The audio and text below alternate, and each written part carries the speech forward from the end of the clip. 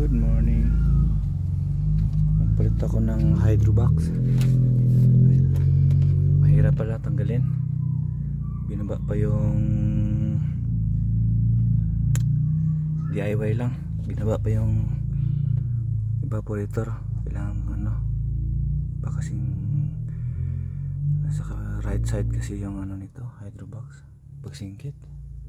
Ayan nasa loob. Hirap. Okay naman so far.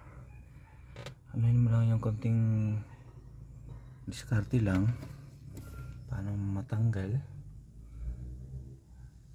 Tinanggal ko yung binaba ko lang yung evaporator kasi di man pwedeng ayan siya sa loob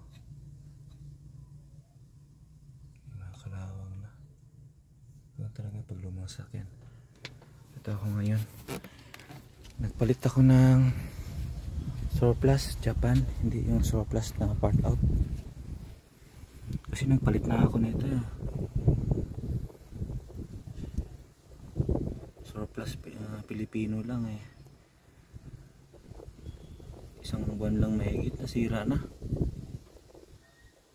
Hindi sulit yung medyo may kamahalan nga lang yung surplus. Ito yung dati siya sira siya. Itong nabalik ko na part out.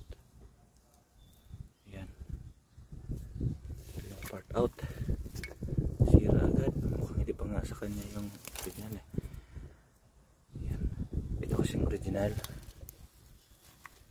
sa singgit. Medyo mataba siya. Ito payat.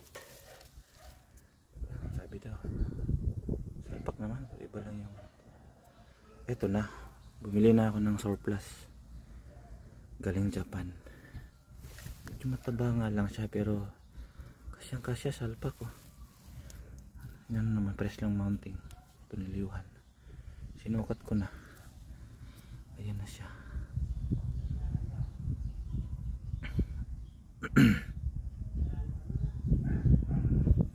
Sasalpak ko na yan siya. Pakanan ko lang ng picture. Hindi ko nakuha yung before and after.